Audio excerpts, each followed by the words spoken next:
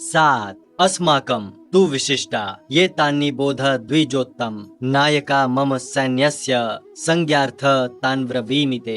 अर्थ, हे ब्राह्मणों में श्रेष्ठ गुरुवर, हमारे जो विशिष्ट योद्धा हैं उन्हें जान लें। मेरी सेना के जो नायक हैं उनको आपकी जानकारी हेतु आपको कहता हूँ। व्याख्या: दुर्योधन जो राजा होने के अतिरिक्त अपने दल के शिरोमणि ही नहीं अपितु इस युद्ध के विशेष कारण और कर्णधार भी हैं, अब अपने उस रूप को प्रदर्शित कर रहे हैं।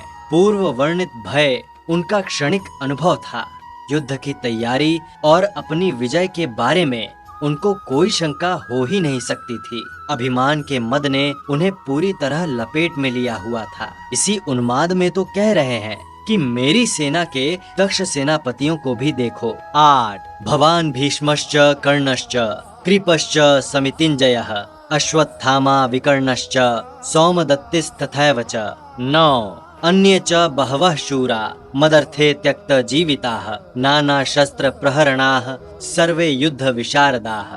8-9 अर्थ, पूज्यवर, आप द्रोणाचार्य, भीष्म पितामह, कर्ण, कृपाचार्य, अश्वत्थामा, विकर्ण, सोमदत्त के पुत्र भूरिश्रवा हैं। अन्य वीरगण ऐसे भी हैं जो मेरे लिए जीवन तक अर्पण करने के लिए तत्पर हैं। ये सब विभिन्न प्रकार के शस्त्र चलाने में निपुण हैं और युद्ध विद्या में पूर्ण रूप से दक्ष हैं। 8-9 व्याख्या: दुर्योधन की गुरु द्रोणाचार्य और भीष्म के सम्मुख ये घोषणा कि अनेक वीरगण मेरे लिए अपनी जान न्यौछावर करने को तत्पर हैं, अहंकार और अभिमान की झलक छुपा नहीं पाती। युद्ध में आत्मविश्वास की आवश्यकता होती है, न कि अहंकार की।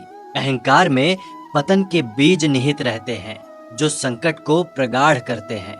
इसीलिए ऋषिवर ने केनोपनिषद में कहा है कि अभिमान पतन का पक्का कारण है। इसलिए अहंकार ही हर मनुष्य को कुमति के मार्ग पर ले जाता है और अभिमान उससे और आगे धकेलता है।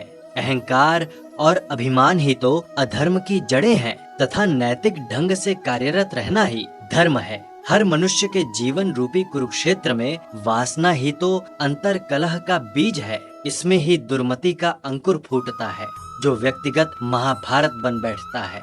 10 अपर्याप्तम तदस्माकं बलम भीष्माभिरक्षितम पर्याप्तम त्विदिमे तेषां बलम भीमाभिरक्षितम।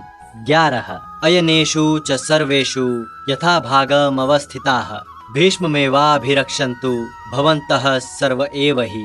अर्थ, हमारी सेना जो भीष्म द्वारा रक्षित संचालित है असीम अपरिमित है और पांडव सेना जो भीम द्वारा सुरक्षित है वो बहुत ही सीमित है। अपरिमित का अर्थ केवल संख्या नहीं अपितु युद्ध कौशल और युद्ध दक्षता भी है। दुर्योधन और आगे कहते हैं, आप सब लोग अपने अपने विभागों की उत्तरदायित्वानुसार चतुरता पूर्वक भीष्म की ही चारों ओर से रक्षा करें। 10-11 व्याख्या: दुर्योधन को अपनी 11 अक्षौहिणी सेना पर बहुत अभिमान था क्योंकि उसने अनेक वर्षों से युद्ध के लिए तैयारियां की थी। इसको भी वो अपनी शक्ति का जोरदार आधार मानता था। अपने चुने हुए विशिष्ट और दक्ष सेना नायक तो उसके बल के अद्वितीय शक्ति स्तंभ थे। इस पृष्ठभूमि में उसको विजय अपनी मुट्ठी में ही रखी लगती थी, परंतु अधर्म और कपट का भय उसे कभी कभी अवश्यमेव क्षुब्ध करता था। भीम और दुर्योधन का परस्पर विरोध अर्थात टकराव किसी से छुपा नहीं था और द्यूत गृह में दुर्योधन द्वारा किया गया अपमान तथा द्रौपदी को अपनी जंघा पर अश्लील ढंग से ताना मारकर बिठाने की ललकार अर्थात दुष्कर्म तो दोनों भीम और दुर्योधन के मध्य एक गहरी विष खाई का काम कर गई थी। अब स्वाभाविक ही था कि अभिमानी दुर्योधन को भीम द्वारा रक्षित पांडव 7 अक्षौहिणी सेना परिमित एवं अव्यवस्थित प्रतीत हो रही थी। सुप्रसिद्ध योद्धा कर्ण, विकर्ण, अश्वत्थामा, जयद्रथ और युद्ध विद्या में निपुण महारथी गुरु द्रोणाचार्य को ये आदेश देना कि वो अपने अपने विभागों को सतर्कता से संभालें, जिससे भीष्म पितामह पूर्ण रूप से सुरक्षित रह सकें और वो भी भीष्म के सामने जो अपने समय के अपराजिता स्तंभ थे। दुर्योधन की बौखलाहट का ही संकेत है।